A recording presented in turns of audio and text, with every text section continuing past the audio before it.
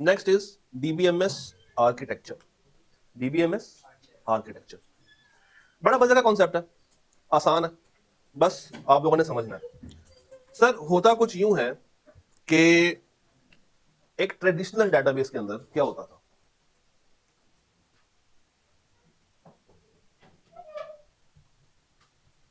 ये है user, user 1, user 2, user 3। ये यूजर अपनी तमाम एंट्रीज कहां भेजते हैं, एक डेटाबेस में। कहां भेजते हैं, डेटाबेस में। इसको हम कहते हैं टू टायर स्कीमा।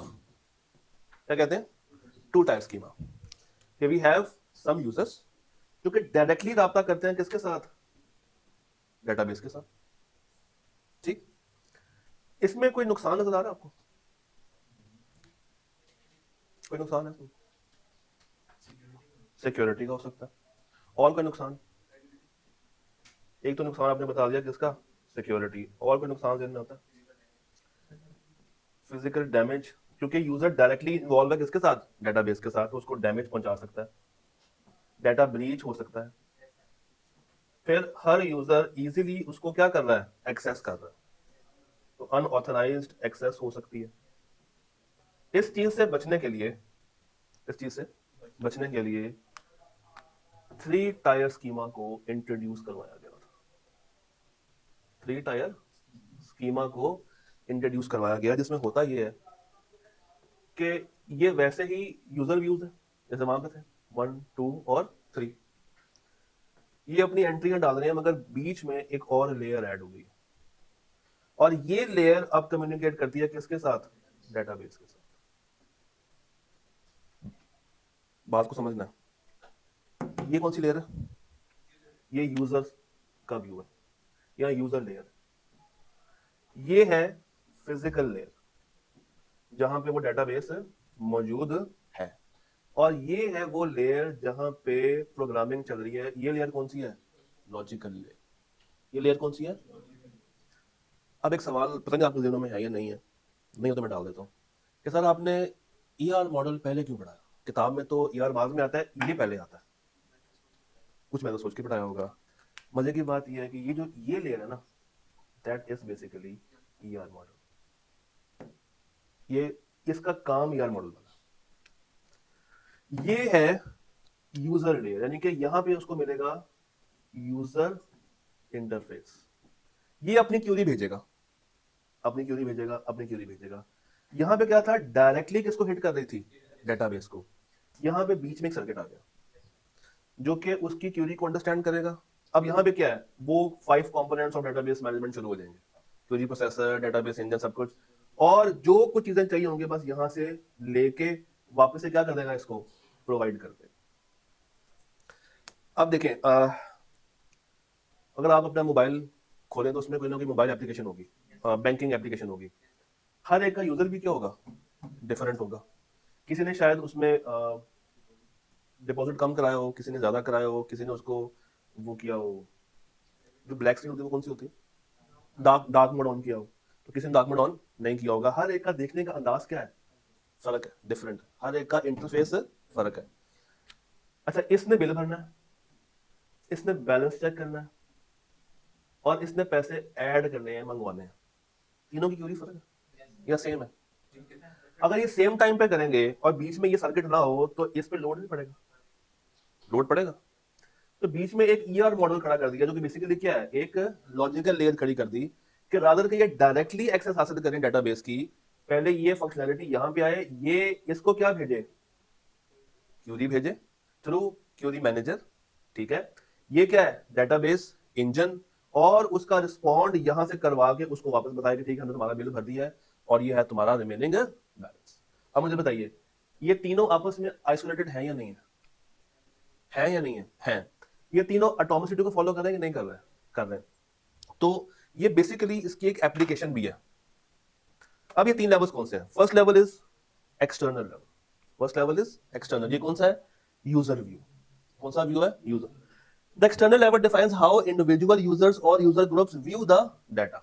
ये सिर्फ डाटा को देख सकते हैं, डाटा को टच नहीं कर सकते। इनका इंटरफेस सिर्फ इनको ये बताएगा कि पैसे कितने पड़े हुए हैं। इनका इंटरफेस सिर्फ ये बताएगा कि तुम अपनी स्क्रीन पे, अपनी होम स्क्रीन पे क्या क्या चीजें अपने हिसाब से देखना चाहते हो।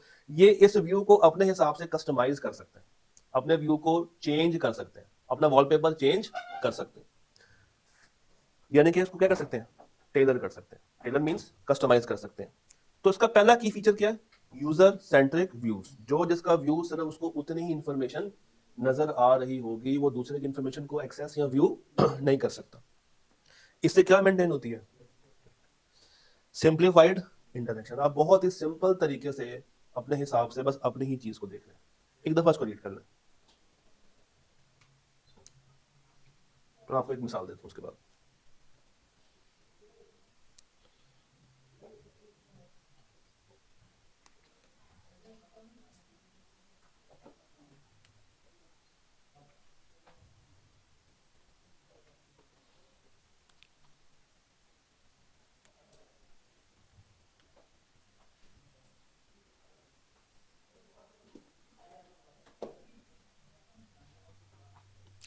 अब तो ये गौर कीजिएगा, ये क्या हो रहा है,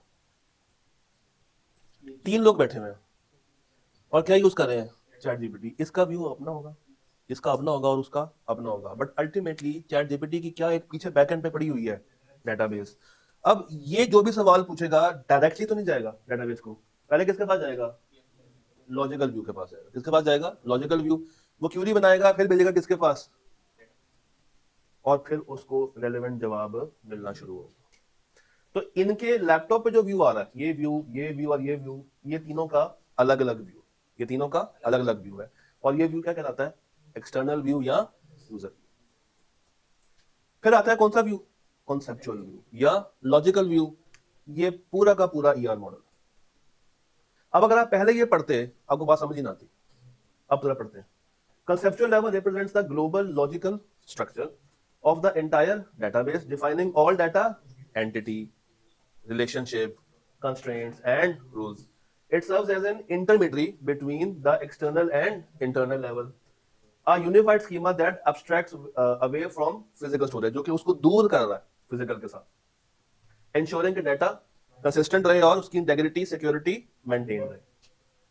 entities like student, courses and, यार आई बात है, रिलेशनशिप्स कौन कौन से थे, one to one, one to many, many to many, and constraints के हर कोर्स में कोई ना कोई बच्चा एनरोल होना चाहिए। वो सारी बातें रिपीट कहाँ पे होती हैं, जाके कंसेप्चुअल लेवल पे। तो आपने तैयार करते हुए भी इसको ऐसे ही तैयार करना है।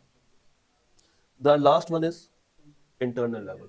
ये कौन सा व्यू देता है, फिजिकल व्यू। इससे क्या मुराद है, जहां पे एक्चुअल में तुम्हारी डेटाबेस पड़ी हुई है, जहां पे तुम्हारी डेटाबेस पड़ी हुई है। अब अगर मैं पीछे वापस जाऊं, तो ये कौन सा व्यू है, ये जो प्रोसेसिंग हो रही है क्या है, लॉजिकल। डेटाबेस कहाँ पड़ी हुई है, कहीं भी, हमें पता कहाँ पे पड़ी हुई है, टच कर सकते हैं, छू सकते हैं। तो ऐसे ही होना चाहिए कि हमें पता ही ना हो कि ये डाटा किस सर्वर से एक्सट्रैक्ट होके किस सर्वर से निकल के आ रहा है, ताकि उस बेचारे की क्या मेंटेन की जा सके, सिक्योरिटी और प्राइवेसी। और परफॉर्मेंस क्या हो जाती है बीच में, ऑप्टिमाइज्ड। तो ये है आपका कौन सा, फिजिकल लेवल। पढ़ लेते हैं। Data files are stored on disk partitions, indexes on student ID and course ID for fast querying. क्या मतलब, जो भी डाटा आप डेटाबेस में रखते हैं ना, उसको फास्ट प्रोसेस करने के लिए आप उसके साथ क्या लगा देते हैं, इंडेक्स। किताब के शुरू में अगर आप जाके देखें तो एक टेबल ऑफ इंडेक्स आ रहा होता है, टेबल ऑफ कंटेंट्स आ रहा होता है, जिसमें हम आपको बताते हैं कि ये चैप्टर इस पेज पे, इस पेज पे। इसका फायदा क्या होता है कि आपको जल्दी उसकी एक्सेस मिल जाती है, आपको ज्यादा ढूंढना नहीं पड़ता। Encryption methods for sensitive data like grades और पर्सनल इंफॉर्मेशन। तो डाटा को जब आप मेंटेन करें डेटाबेस के अंदर, आप उसमें अपने हिसाब से फाइल्स को स्टोर करें, अपने हिसाब से उसको लॉक करें, अपने हिसाब से उसमें क्या लगा दें, इंडेक्स लगा दें। इसका फायदा क्या होता है, फास्ट प्रोसेसिंग। तो जनाब ओवरऑल बेनिफिट क्या है, हमें क्या मिलती है, सिक्योरिटी, प्राइवेसी, फ्लेक्सिबिलिटी, मेंटेनेबिलिटी और परफॉर्मेंस हमारी ऑप्टिमाइज हो जाती है। तो ये टॉपिक कौन सा था हमारे पास, डीबीएमएस आर्किटेक्चर। जैसे आप ये टॉपिक खत्म करेंगे तो उसके बाद एक टॉपिक आता है आपके पास by the name data independence. Data independence, data independence. What is independence, independence क्या होती है, इंडिपेंडेंट, जो किसी पे डिपेंड ना करता हो, ऐसे ही है। फॉर एग्जाम्पल, ये स्लाइड मैं अगर इस सिस्टम से डायरेक्ट एक्सेस ना करूं, मैं यहाँ पे यूएसबी लगा के करूं, तो क्या इस स्लाइड में कोई चेंज आ जाएगा? आएगा चेंज? नहीं।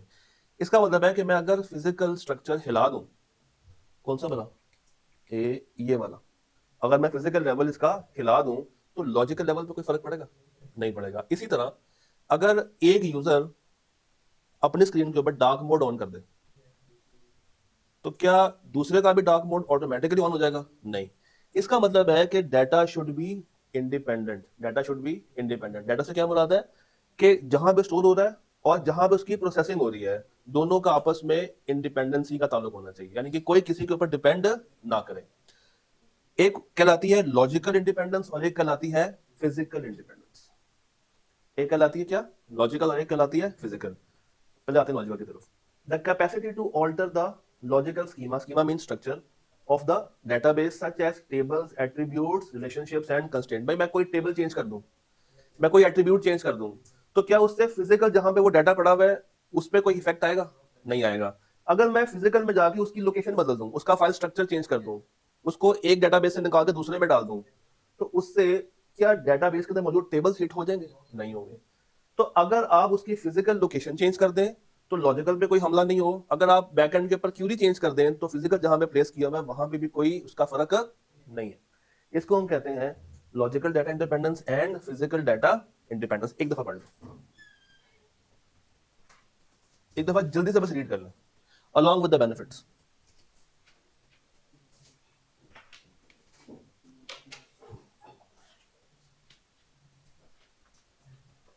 एंड हो रहा है वैसे, मुकाबले चले जाना, 15 मिनट है आगे, बैठ जाओ।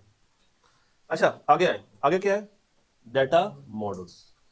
तो चैप्टर की आखिरी बात, डाटा मॉडल्स। चार तरह के मॉडल्स हैं। कितने? चार। पहला है रिलेशनल मॉडल, दूसरा है हायरार्किकल मॉडल, तीसरा है नेटवर्क मॉडल और चौथा है ऑब्जेक्ट ओरिएंटेड मॉडल। इनको समझते हैं। पहला कौन सा? Relational model. इसको प्यार से कहते हैं RDBMS।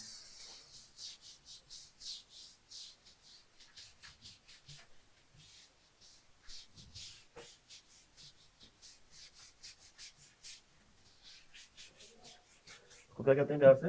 RDBMS। और सबसे ज्यादा चलने वाला यही मॉडल, मतलब 90% इसका यूज होता है। और बातें अब रिपीट होंगी। सर याद करें, मैंने आपको रिलेशन का मतलब बताया था, क्या था? 2 डायमेंशनल रोज एंड कॉलम। जब भी वर्ड रिलेशन आए, जब भी वर्ड रिलेशन आए, इट मींस कि वो टेबल की बात कर रहा है। किसकी बात कर रहा है? टेबल्स की बात कर रहा है।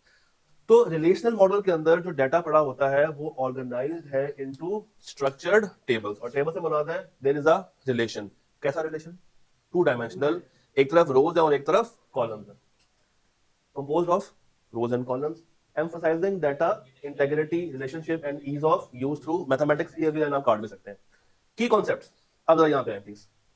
क्या हमें प्राइमरी की के बारे में पता है? हमें फॉरेन की के बारे में पता है? ठीक है, ऊपर आते हैं। हमें एट्रीब्यूट के बारे में पता है? हमें रिलेशन के बारे में पता है? क्या हमें टपल के बारे में पता है? नहीं। रो का नया नाम, बस। रो को हम यहाँ पे क्या कह के पुकारते हैं? टपल। एक रो बेसिकली क्या कहलाती है? Tuple, representing a single record. तो एक ऐसी रो जिसमें एक सिंगल रिकॉर्ड आ रहा हो उसको हम क्या कहेंगे? टपल। एग्जांपल क्या है? ये है एक कस्टमर टेबल। कस्टमर कौन सा है? जॉन डो और जेन स्मिथ। और अगर नीचे देखें तो एक ऑर्डर टेबल भी आ रहा है, इसमें ऑर्डर आईडी है और ऑर्डर डेट है। अगर मैं इसमें देखूं तो मुझे बताइए मेरी प्राइमरी की कौन सी है? Customer ID, customer ID. और यहां पे प्राइमरी की कौन सी थी? Order ID. जब ये कस्टमर आईडी 1 2 वाली मैंने यहां पे डाल दी थी, जाके क्या बन गई? फॉरम की। ये वही पुरानी बात रिपीट है, इसमें कोई नई बात नहीं है। क्या क्या फायदे? Number 1, it is much simple. It is much simple in design and in use. इससे डाटा की इंटेग्रिटी बरकरार रहती है। क्यों? आप दो कीज यूज कर रहे हैं, प्राइमरी की और फॉरेन की। फ्लेक्सिबल क्यूरिंग, आप किसी भी तरीके का सवाल, किसी भी तरीके के डाटा को कंबाइन कर सकते हैं। रिजिड स्कीमा, क्या मतलब? Rigid schema, rigid structure. इसको चेंज करना थोड़ा सा मुश्किल है, इसको बदलना थोड़ा सा मुश्किल है। यही है बुक में, यही मैं कहने लगा था कि यहां पे लग गया, इस नीचे आना था, ये नीचे रख लीजिएगा, ये ऊपर लग गया हुआ। नुकसान क्या है? Performance challenges. चूंकि ये बेसिक लेवल का है तो ये इतनी बड़ी क्यूरीज को अडॉप्ट नहीं कर सकता। स्केलेबिलिटी फैक्टर्स, इसको बढ़ाना मुश्किल है। एंड देन रिजिड स्कीमा की यहां से काट दीजिएगा। ओके, अच्छा उसके बाद आता है कौन सा मॉडल? Hierarchical model. कौन सा मॉडल? Hierarchical model. ये हियरार्की क्या होती है? चेन ऑफ कमांड, एक के नीचे दो लोग, फिर उसके नीचे आगे मजीद लोग काम कर रहे हैं। जैसे फॉर एग्जांपल बना लेते हैं, ओनर, ओनर के नीचे डिपार्टमेंटल हेड, डिपार्टमेंटल हेड, इसको हम कह देते हैं ये सीएफओ है और ये सीएमओ है।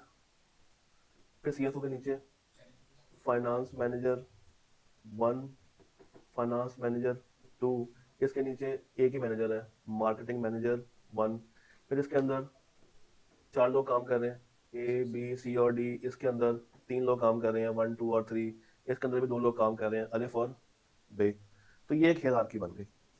ये मॉडल इसी तरह की हियरार्की के ऊपर बेस करता है। It is a tree like structure, it is a tree like structure.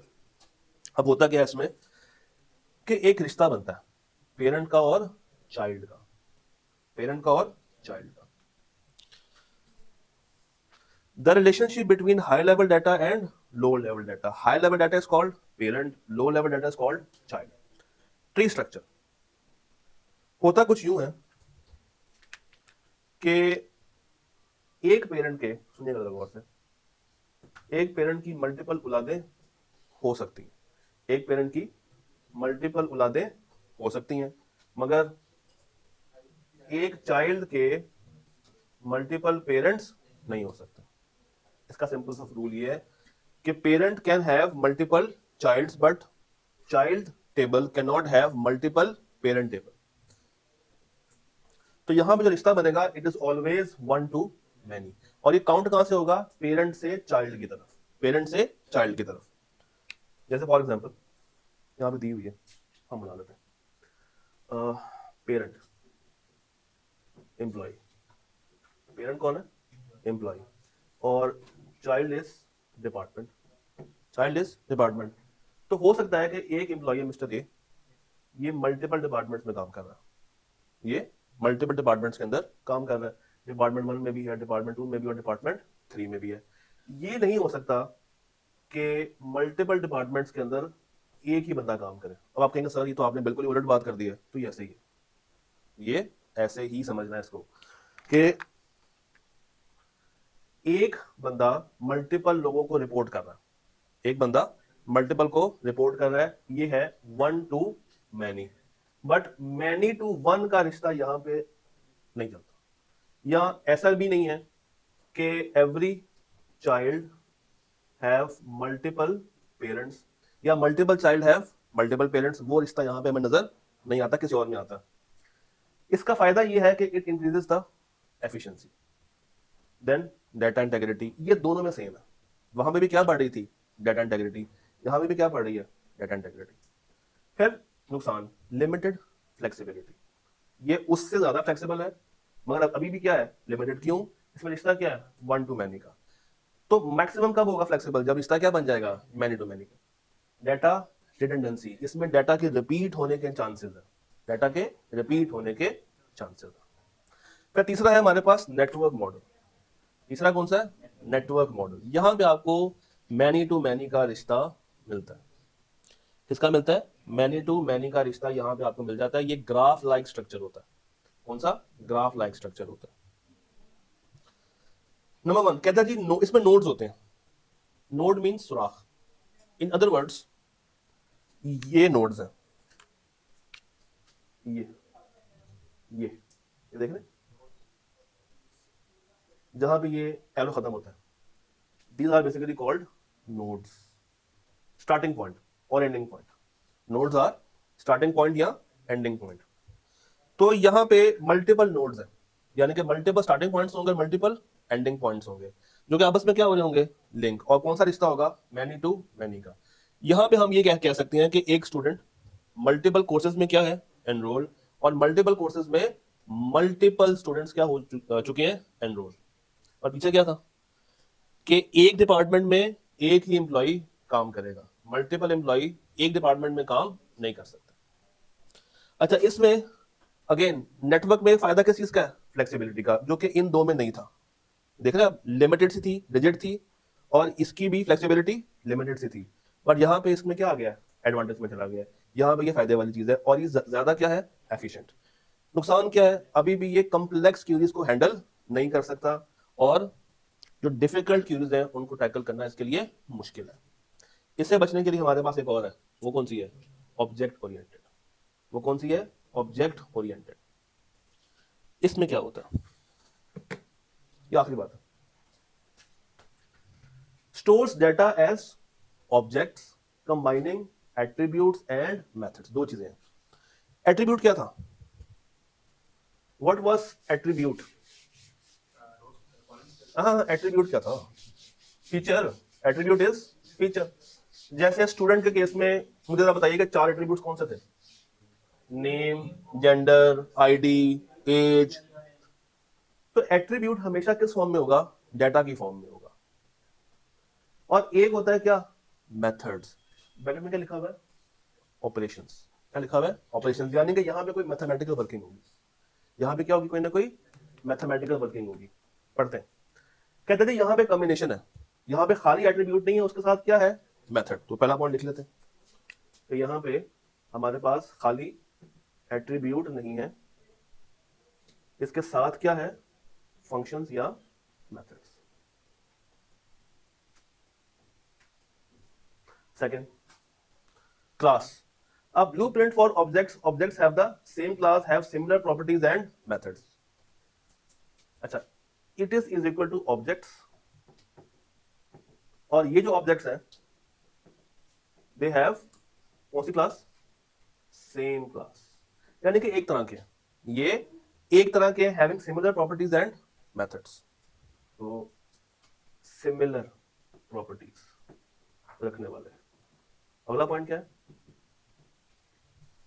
Inheritance, the ability of an object to inherit properties and methods from another object. ये क्या कर सकता है कि दूसरे से चीजों को कॉपी कर सकता है, इनहेरिट कर सकता है। One object can inherit data from what, other objects. दूसरे से कॉपी कर सकता है, उधार ले सकता है। अब जरा गौर कीजिएगा, लैपटॉप पहला क्या है, आईडी, उसके बाद क्या है, उसके बाद अगला क्या है, स्मार्टफोन, प्रोडक्ट, नेम, प्राइस और स्टॉक। क्या ये एट्रीब्यूट सेम नहीं है, एट्रीब्यूट सेम है। तो बेसिकली हुआ ये कि हमने एक दफा ये सारे एट्रीब्यूट्स लिख लिए कि हमें हर इलेक्ट्रॉनिक डिवाइस के लिए जो से एट्रीब्यूट्स चाहिए वो सेम होने चाहिए, वो डिफरेंट नहीं होने चाहिए। तो ये जो लैपटॉप है, इसमें हम देखते हैं ये एट्रीब्यूट है कि फंक्शन है, एट्रीब्यूट है। नेम, प्राइस, प्राइस को कम ज्यादा कर सकते हैं डिस्काउंट के साथ, एंडलेस कर सकते हैं, कम ज्यादा कर सकते हैं, बढ़ा चढ़ा सकते हैं। तो ये क्या है, फंक्शन। ये क्या है, मेथड या फंक्शन। और स्टॉक में पड़ी हुई क्वांटिटी, ये भी कम ज्यादा हो सकती है, तो ये भी क्या बन जाएगी, मेथड और फंक्शन। इन अदर वर्ड्स, ऐसा फीचर जिसमें मैथमेटिकल ऑपरेशंस हो वो क्या बन जाएगा, फंक्शन। वो क्या बन जाएगा, फंक्शन। इसी तरह यहां पे आ जाए, प्रोडक्ट आईडी क्या है, एट्रीब्यूट, नेम एट्रीब्यूट, और प्राइस और स्टॉक क्या है, फंक्शन। ये क्या बन जाएगा, आपका फंक्शन बन जाएगा। फायदा, it can support complex data types, क्योंकि अब ये सिर्फ एट्रीब्यूट्स नहीं दिखा रहा बल्कि साथ साथ उसको फंक्शंस के अंदर भी कन्वर्ट कर सकता है, उसके ऊपर मैथमेटिकल प्रोग्रेशन चला सकता है, और आप इसको इजीली मल्टीमीडिया और ग्राफिक्स के ऊपर रिप्रेजेंट कर सकते हैं। Encapsulation, data and operations are encapsulated into a single entity. अब जरा गौर कीजिएगा, ओवरऑल लैपटॉप क्या है, लैपटॉप क्या है, एक एंटिटी। एक एंटिटी के अंदर हमारे पास दो तरह के एट्रीब्यूट्स आ रहे हैं, एक एट्रीब्यूट सादे वाला और एक एट्रीब्यूट मैथ वाला। मैथ वाले का क्या नाम था, फंक्शन। तो इनको हमने इकट्ठा नहीं कर दिया, इकट्ठा करना क्या कहलाता है, एनकैप्सुलेशन। कि data and operations, data and operations are encapsulated into a single entity making it harder to model the real world scenario. नुकसान क्या है? It is now more complex, बाकी वाले कॉम्प्लेक्स नहीं थे, और यहाँ पे कोई स्टैंडर्डाइजेशन नहीं है। यहाँ पे आप अपनी पसंद से प्लस माइनस चीजों को कर सकते हैं, अपनी पसंद से मैथमेटिकल ऑपरेशंस को चला सकते हैं। ऊपर वाली हेडिंग को इग्नोर कीजिएगा, ऊपर 5 लिखना था, बल्कि एक काम करते हैं, लिख ही देते हैं। जहाँ इतना किया वहां पे ये भी कर लेते हैं। हाँ चले, कोई नहीं, चलने देते हैं।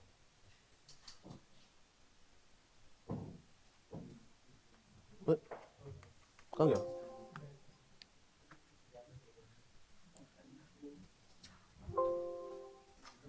अब देखिएगा जरा, पहला क्या था? कंपोनेंट्स, उसके बाद फैक्टर्स, उसके बाद एडिशनल फीचर्स, उसके बाद टाइप्स ऑफ इंडिपेंडेंस, उसके बाद आर्किटेक्चर, मॉडल्स और ईआर मॉडल। अच्छा एक बात सुन ले पहले, एक सेकंड। आपकी किताब में एक आखिरी टॉपिक आता है टाइप्स ऑफ डीबीएमएस, आ रहा है? यहां पे वो सारी बात रिपीट करता है जो कि डाटा मॉडल्स के अंदर है। उसको एक दफा रीड कर लें और उसमें बस एग्जाम्पल्स को पढ़ लीजिएगा। जो इसमें एंड के ऊपर टेबल बना हुआ है ना, वो टेबल एक दफा देख लीजिएगा। इसमें से टॉप प्रायोरिटी पे कौन सा है? डाटा इंडिपेंडेंस, 3 लेवल स्कीमा और डेटाबेस के फीचर्स। उसके बाद प्रायोरिटी किसकी है? ईआर मॉडल की, डीबीएमएस की, और बस। और सबसे लास्ट किसकी है? कंपोनेंट्स की, एडिशनल फीचर्स की, एंड दैट्स इट। इसको साथ साथ तैयार करते रहेंगे तो फायदा है। थोड़ी सी एफर्ट कर लें, अभी भी टाइम है। आप इसी मंथ के एंड तक इसको खत्म कर सकते हैं। डेली का काम डेली कर लें, डेली बेस पे टेस्ट अटेम्प्ट कर लें, उसके बाद जिंदगी फेब में काफ़ी सुकून में आ जाएगी। फिर जिस मर्जी पेपर को टाइम दे दीजिएगा। चैप्टर 6 अगेन थोड़ा सा मुश्किल है, उसमें 1NF 2NF 3NF वाली कहानियाँ हैं, उसके लिए कल मिलते हैं। अल्लाह हाफिज़।